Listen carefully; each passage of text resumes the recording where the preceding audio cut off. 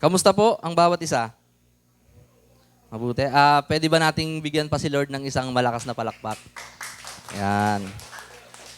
So, praise be to God dahil kahit maulan ay nandito po tayo, sumusunod sa kalooban ng Panginoon. Ah, kung tutuusin, masarap matulog na lang sa bahay, 'di ba? Ang lakas ng aim ng ng masarap matulog. Hindi po kasi after so many months na mainit ang panahon, 'di ba pagising natin ang sarap. Mainit pa rin? Dati. Pero ngayon, pagising mo talagang cuddle weather. Cuddle weather, si Ami nga nakapagkumot pa eh. Dati hindi po yan nagkukumot. So, masaya po ako dahil lahat po tayo ngayon ay isang parang overcomer. Na-overcome natin yung ulan, na-overcome natin yung laziness, nakakatamad na panahon. And we are really blessed. Amen po. Tapikin mo nga yung katabi mo. Sabihin mo, bless ka.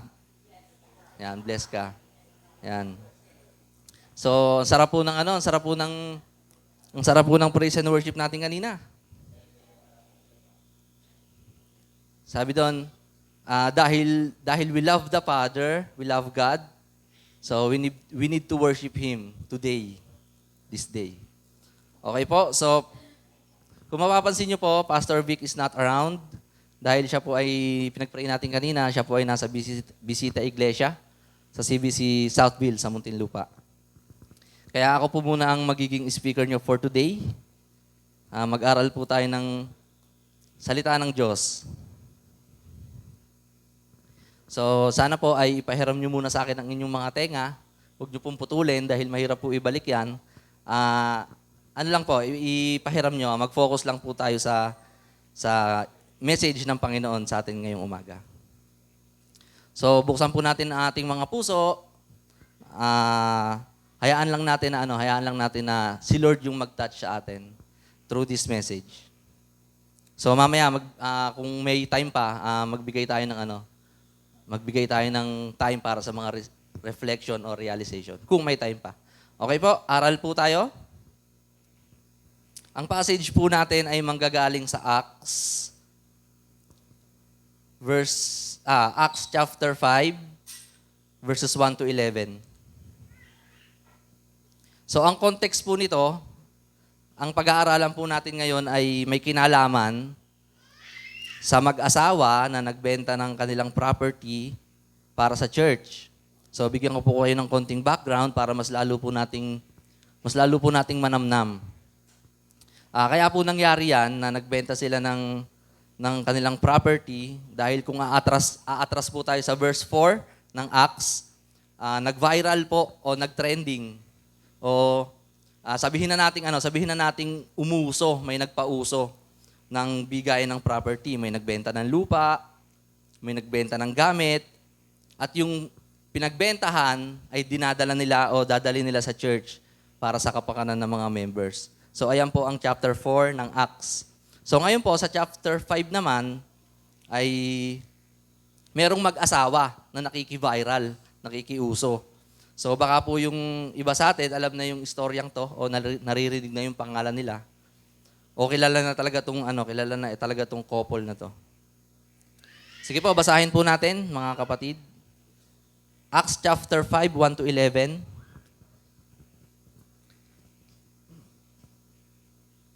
Verse 1, ito po ang sabi. Now a man named Ananias together with his wife Sapphira also sold a piece of property.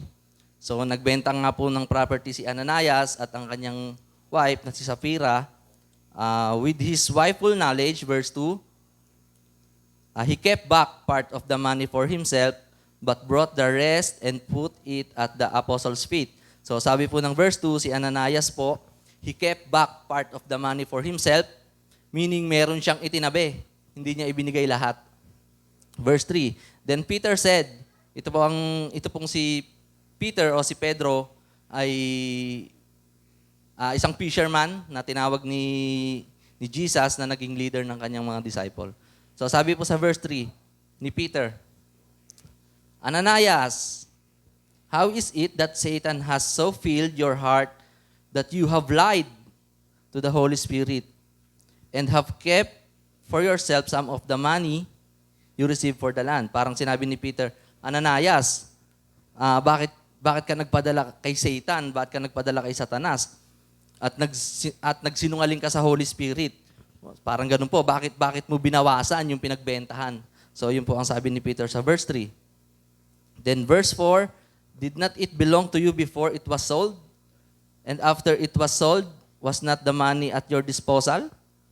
What made you think of doing such a thing? You have not lied just to human beings but to God. So direct na direct ang tanong ni Peter kay Ananias, bakit mo nagawa yun? So hindi ka sa tao nagsinungaling kundi sa Diyos.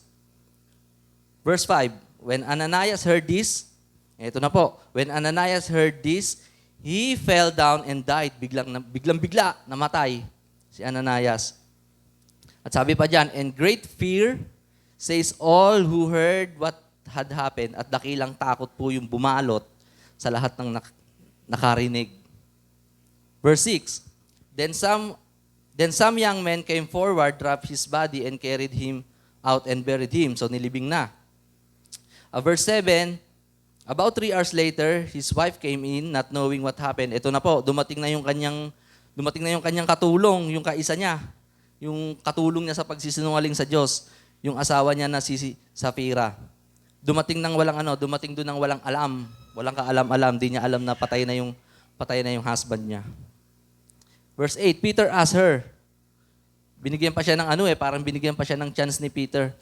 Tell me, is this the price you and Ananias got for the land? Yan ba talaga ang pinagbentahan? At anong sagot ni Sapphira? Yes. She said, that is the price. Talagang pinanindigan, yes, that is the price. Verse 9, Peter said to her, how could you conspire? May pagtutulungan, may sabwatan. How could you conspire to test the Spirit of the Lord? Bakit kayo nagkaisa, nasubukin ng Espiritu ng Diyos? So listen, diyan. The feet of the men who buried your husband are at the door, and they will carry you out also. Verse 10, ito na po, at that moment, she fell down and died. Asap din, namatay din siya. Then the young men came in, finding her dead body, carried her out and buried her beside her husband. Verse 11, great fear says the whole church and all who heard about this event. So ayan na nga po mga kapatid. Dakilang takot yung bumalot sa buong simbahan. So pasalamatan po natin ng Diyos sa magandang message na to. Discuss po natin. So sana po magdulot to sa atin lahat ng pagkatakot sa Panginoon dahil ayan po yung pinakapinupunto dito. Ayan po yung pinakapinupunto. Magkaroon tayo ng takot. So sabi ko nga po kanina, kung atras tayo ng chapter 4, naging viral po yung pagbibigay ng property. May nagpauso eh. So dito naman po sa chapter 5, meron ding gusto meron ding gustong makiuso. Dito naman sa chapter 5 po yan. Pero ang gusto nilang ipauso, base po dun sa ating binasa, ay kalokohan. Kalokohan po yung gusto nilang pauso. Itong mag-asawa na si Ananias at si Sapphira. Kaya nga po Sapphira eh. Mukhang Pira. Pira. So, binasa natin kanina, nagkasundo nga po silang mag-asawa. Ibebenta daw nila yung property. Di ba? Binasa po natin. So, okay. Pero, nung naging pera na, ayun na, natukso na. Nung una, maganda yung motibo. Ibenta natin yung lupa natin sa church para maging blessing sa iba. May makain yung ibang members ng church. Pero nung naging cold cash na, ayun na, mga kapatid, nagka-problema na po sila. So, kitang-kita natin on the spot na pareho po silang pinatay o hinatulan ng Diyos. On the spot, pag sabi ni Peter, di ba, tinanong sila, pagtanong, he fell down and died. Tepok talaga. So, ayan po yung topic natin today na gusto ko pong makita. Sige. Ayan, ang topic po natin ngayon ay the Lord is Judge. Sa umaga pong ito, maganda na malaman natin na ang Panginoon po ay talagang seryoso sa church niya. Talagang hindi natin siya pwedeng dayain, hindi natin siya maloloko. Amen po? Talagang dapat tayo po as Christian maingat. Hindi natin siya pwedeng ituring o hindi natin siya pwedeng i-treat na parang powerless. Ang Diyos po ay napakamakapangyarihan. Talagang kayang-kaya niyang humatol. Kayang-kaya niyang humatol. So, ito po yung tanong na sasagutin pa rin syempre ng ating passage. What are the sins of Ananias and Sapphira that the Lord judged and used as a warning to us? Ano yung mga naging kasalanan kaya nila nung mag-asawa na talagang hinatulan ng Diyos na sa atin naman today ay gagamitin nating warning? Una po, number 1, ayan, a sin is energized by Satan. Sabi po sa verse 3, malinaw na malinaw. Then Peter said, Ananias, how is it that Satan has so filled your heart that you have lied to the Holy Spirit? Nagpatuso ka kay Satan, nagpadaya ka. Sabi, nagsinungaling ka sa Holy Spirit. And have kept for yourself some of the money you received for the land. Nagtabi ka para sa sarili mo. Binuwasan mo yung pinagbentahan, sabi ni Peter, na dapat ay para sa Diyos. So makikita po natin diyan sa verse 3 na talagang may udyok, tinukso talaga siya.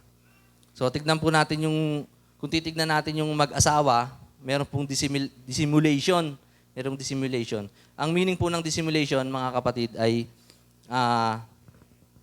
concealment of one's thought, feelings, or character. Meaning, yung totoong purpose mo sa isang bagay ay hindi mo pinapakita. Parang false appearance, kumbaga. Kumbaga sa Tagalog, peke yung pinapakita.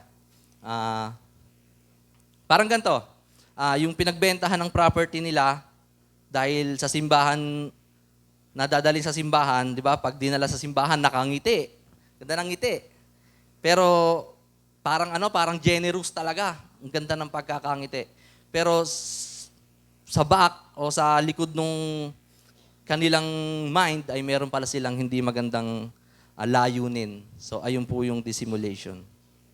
Di ba? Alam niyo po, inside, kung babasahin po natin yung verse 3 ulit, alam niyo po, inside attack po yung ginawa ni Satan dyan. Di ba? Nasa church po itong mag-asawa na to eh. Nasa church na po to ha, mga kapatid. Kaya sabi ko nga po, maging maingat po tayo. Tayo pong mga believers ay prone talaga sa tukso at inside attack ng kaaway. Bakit po? Kasi si Satan, hindi niya na pwedeng tuksohin yung unbelievers, yung mga nasa labas. Kanya na yan eh. Di ba? Kanya na yan. Hindi niya na iniintindihan na gagawa yan ng masama. Talagang gumagawa yan ng masama. So, ang target niya talaga tayo. So, kaya nga po sabi ko, maging maingat tayo. Hawak na niya yung mga unbelievers, hindi niya na target yan kasi patuloy na yan gumagawa ng masama. Amen po. Kaya tayo mga Christians, tayo yung mga pilit niyang niyayari, kumbaga. Talagang pinabibigay niya tayo. Kung hindi po tayo maingat, mahina tayo kumain ng Word of God, baka tayo po ay maging disimulado sa church ng Panginoon. Maganda na kung gaano po kaseryoso ang Diyos, ay dapat ganun din po tayo. Amen po? Huwag nating hayaan na ma-energize tayo ng sin. Yung point number 1 natin. Pangalawa, nakita po natin dyan na meron din lying, pagsisinungaling. Hindi po laing ha, baka gutom na po kayo. Lying, pagsisinungaling po. Sa verse 4, makikita po natin yan. Sabi po sa verse 4, samahan niyo po ako sa verse 4. Did not it belong to you before it was sold? Di ba sa'yo naman yan, bago mo pa ibenta? And after it was sold, was not the money at your disposal? At nung nabenta na, di ba yung money, sa'yo pa rin naman yan eh. Sa'yo pa rin naman yan. Parang sinabi ni Peter, wala naman nagpupumilit sa'yo na ibigay yan sa church. So makikita natin na talagang nakikiviral lang tong si Ananias and Sapphira. Ito na po. Sabi diyan, what made you think, kung nasusundan niyo po ako, what made you think of doing such a thing. You have not lied just to human beings but to God. So gusto ko pong mag-focus tayo dun sa salitang lied. Talagang pinagdiinan po yan ng Bible na you have not lied just to human beings. Sabi dyan. But to? Kanino? Sa Diyos. Hindi naman po siya sa tao nagsinungaling, sabi ng Bible. Sa Diyos. Kay God. So, parang we cannot fool God. Of course, we cannot fool God. God is God. Amen? God is God. So, kaya sila pinatay eh. 'Di ba? Parang nilalabanan nila yung kalooban ni Lord. Kumbaga naging gahaman sila. So they lied. Base po sa aking research, talagang hangad nila na pantayan yung ginawa ni Barnabas. Kung nakikilala niyo po si Barnabas sa chapter 4, binenta ni Barnabas yung bukid niya at binigay lahat sa church. Lahat-lahat ng pinagbentahan binigay niya sa church. So gustong ipakita diyan na gusto nilang ipakita na hindi sila iba ng espiritu. Hindi sila iba ng espiritu. Pero iba po ang nangyari. 'Di ba? Kitang-kita po natin na nagsubi sila, hindi nila ibinigay lahat. Talagang merong dissimulation. Meron pong masamang layunin sa back ng kanilang mind. Pangatlong sin na hinatulan ng Diyos na maganda rin nating gawing warning sa Christian life natin. Number 3 po, nakita ko po dyan, merong hypocrisy. Hypocrisy, sa verse 8. Na parang nakangiti nga, pero sa likod, hindi lang nila alam, nagsubi ako. Parang ganun.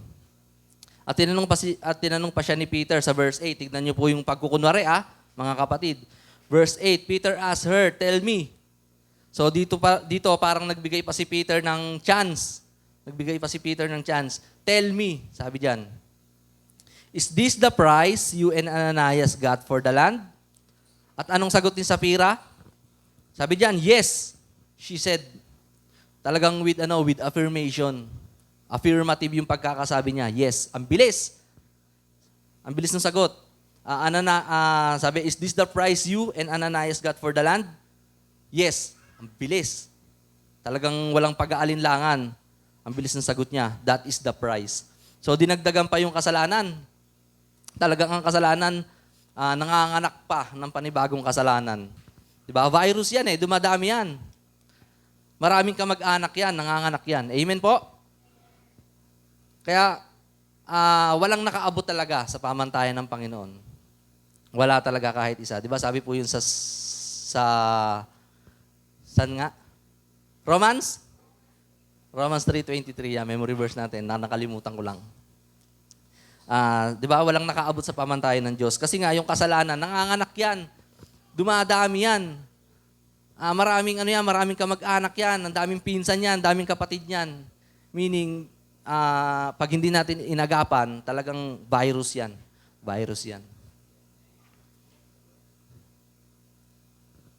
So sabi niya, ito ba yung tamang pera? Di ba? Sabi niya, yes. Sabi ni Sapphira, so that's hypocrisy. Dinagdagan pa, that is the price. Sabi ni Sapphira, that's hypocrisy din. So minsan ganyan po tayo, mga kapatid. Puro tayo Bible verse sa Facebook, umaapaw. Gaganda ng caption natin. Panay thank you Lord sa Facebook, Instagram, ang gaganda. Pero parang nagkukunwari kasi wala naman church. Wala naman sa ministry. Wala naman kay Lord. So, that's nonsense, mga kapatid. That's nonsense. Di ba? Pag tinignan mo yung My Day, kala mo, blessed na blessed. Talagang kaganda. Hindi naman sumusunod sa gustong mangyari ng Diyos para sa kanila. Meron pa nga, pag tinanong sila, kailan ka huling nagsimba? Anong sagot? Hindi ko na po matandaan, Your Honor. Nonsense. So that's hypocrisy.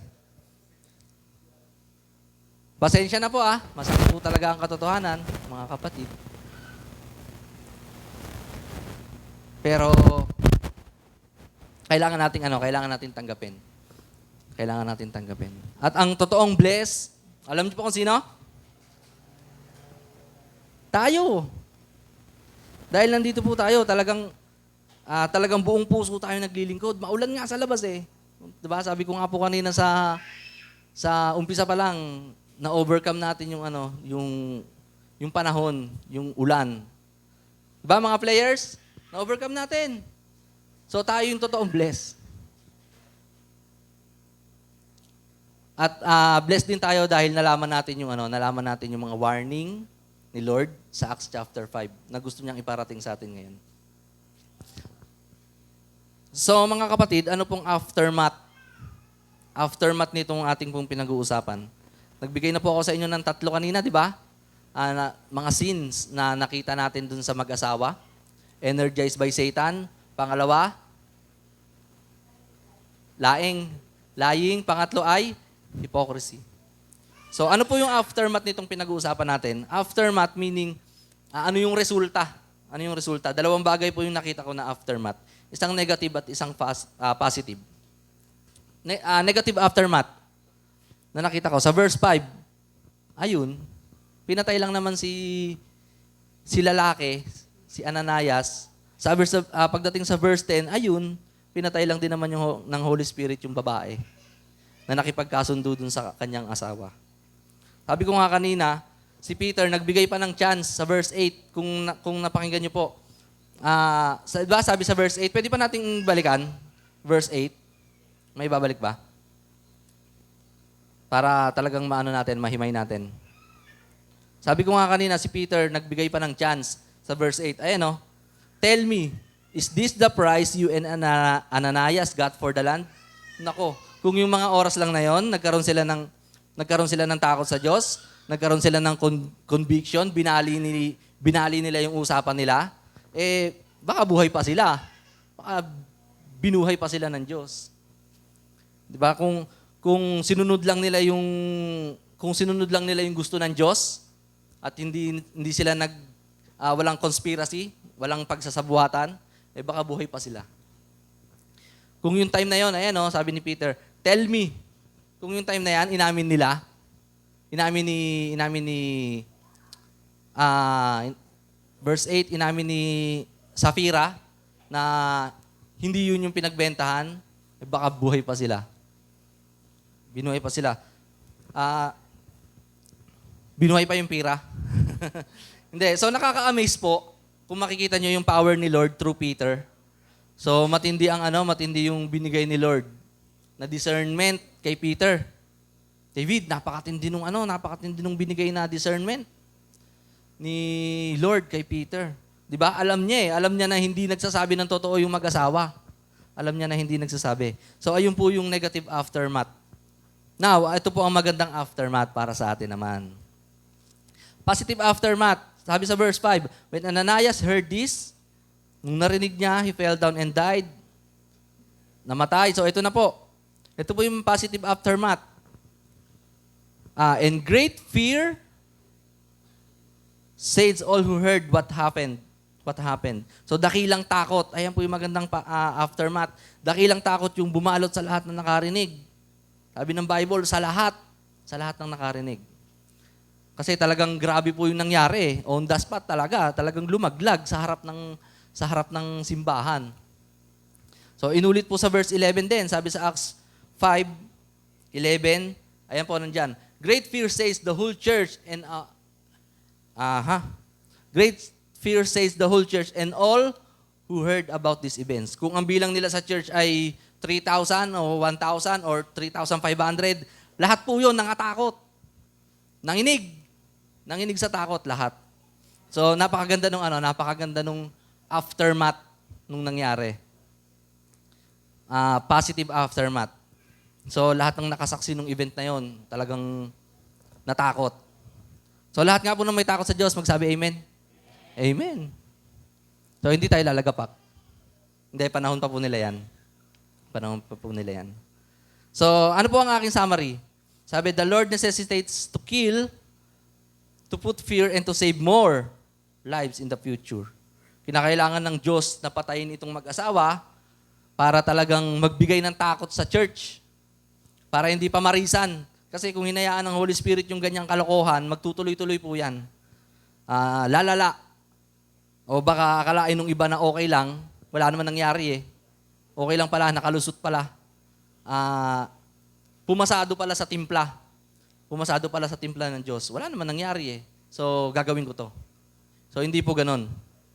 Tinuldo ka na. Tinuldo ka na ng Panginoon. Sabi diyan, no, the Lord necessitates to kill, to put fear para maglagay ng takot. At sa future, tayo po yon to save more lives. Di ba? Ang ganda po na nalaman natin yung totoo na kailangan po nating matakot sa Diyos. So, damay po tayo. Damay po tayo, mga kapatid. To save more lives in the future. Ayan po. Napakaganda po ng ating summary. Kasi kung hinayaan ng Panginoon yun na magtuloy-tuloy, kung hinayaan ng Panginoon yun na magtuloy-tuloy, lalala, baka gayahin pa nung iba. Baka akalain, okay lang. Pero hindi po yun ang ginawa ng Diyos. Ang totoo, ayaw ng Diyos na nahahaluan, mga kapatid, ng dumi yung kanyang simbahan. Example po. Pag talagang ayaw ka ng, halimbawa, talagang ayaw ka ng Diyos na pagsongli din, talagang kahit anong schedule mo, hindi yan matutuloy, kiss ka na kay Lord. Di ba? Parang si Lord na yung humatol na kiss. That's impossible. Impossible ka talaga. Dahil ayaw niyang marumihan yung holiness na ginagawa natin dito. Di ba banal po itong ginagawa natin? Part po ito ng holiness. Kaya, halimbawa ko lang naman yon. Pag ayaw kang pagsongli din ni Lord, wala po tayong magagawa. Repent. Yun ang magandang gawin natin. Amen? Repent. We should repent. Kung ito lang po mag-asawang to umamin sa kasalanan nila, di ba? Nag-repent. Ano kung mas gusto natin? Mag-repent o mamatay? Siyempre, mag-repent. Para mayroon pa tayong chance. So, ang challenge ko po today, ganito mga kapatid. Talagang magkaroon po tayo ng takot sa Diyos. Maybe now, hindi pa talaga tayo all out sa paglilingkod. Tinatamad pa tayo magsimba, pag Sunday. Binabaliwala na natin yung midweek prayer. Hindi na tayo na-attend. Pero nasa bahay lang naman tayo pag Wednesday, pakuya-kuyakoy. Nanonood ng tanggol. That's irrelevant, mga kapatid. I-twist natin. I-twist natin yung ating mindset. Lagi nating kargahan ng fear of God. Di ba? Ang ganda po ng message ng Panginoon sa atin ngayon eh. Examine natin yung mga puso po natin. Filled pa ba yan ng sins? Na-energize pa ba tayo ng sins? May pagkukunwari pa ba tayo sa Diyos? So sana po hindi dahil meron na po tayong fear of God. Amen po? At sabi pa, di ba sa Bible, and fear of God is the beginning of? Ang gagaling. Ang gagaling talaga sa fill in the blanks nitong mga nasa unahan. So ano pong sabi ng aking proposition? Sabi po, serve the Lord of the church sincerely. Ayan po, sincerely. Sincerely. So sana po today, nakapag-impart po ako ng sa inyong mga puso ng mabuting balita. Nalunok po natin maigi yung mga salita ng Panginoon at sana tayo po mismo ay makapag-reflect sa message natin today. Amen po? Sige nga po, bigyan po natin ng malakas na palakpak ang Panginoon. Talagang serve the Lord. Tayo po, mga Christian, wala pong makakagawa nito. Hindi po ito kayang gawin ng nasa labas ng unbeliever. Sabi po dyan, serve the Lord of the church sincerely. Buong puso talaga. Talagang, sabi nga po dun sa verse natin, di ba, huwag tayong magtitira. Huwag tayong magsusubi. Kung ano po yung hinihiling ng Diyos, ibigay po natin sa Kanya. Amen? So, that's it. I think nailahad ko po sa inyong lahat. Loud and clear? Praise God. So this time, medyo kakaiba. dahil maaga pa, sabi ko nga kanina, magkaroon tayo ng reflection or realization. So wala na tayong response song. Ang gusto ko po ay mag-alat tayo ng 5 to 10 minutes para sa atin namang sharing. So, i-share naman natin kung ano yung mga tumama sa atin ngayong umaga. So, ganito po, I think mga leaders na lang yung mag-facilitate. Healthy po ito, mga kapatid. Maganda po ito para sa ating spiritual. Na tayo rin naman po yung nakakapag-release, nakakapag-share. So, I think parang first time po natin ito gagawin. Maximum of 10 minutes lang po Maximum of 10 minutes. So, bali, first, second, third row, form po kayo ng circle. Third, fourth, fifth, please form circle. Ganun din po dito. Lahat po tayo, please mag-reflect. Maximum of 10 minutes, bigay po natin kay Lord para mag-reflect. Kasi baka po pag uwi natin, mawili po tayo sa lamig ng panahon, makatulog tayo, makalimutan po natin yung message ni Lord. So sana po tumimo po sa atin puso ang Acts chapter 5, verse 1 to 11. Si Ananias at si Sapphira. Sapphira. Praise God po. Wag niyo pong kalimutan mag-pray. After po nito mag-sharing, wag niyo pong kalimutan mag-pray. Dito rin po, sa side na to, wag niyo pong kalimutan mag-pray. And after po natin mag-pray, tsaka po tayo magtuloy-tuloy dun sa program natin na giving din. Giving din pala, yung susunod na program. Giving. parang dali ko na yung exhortation nung sa giving. So, praise God po. Palakpakan po muna natin si Lord. Sige po. Mag-alat po tayo ng 10 minutes. So, I think 10:30, pwede na po tayong mag-proceed sa next program. God bless po mga kapatid.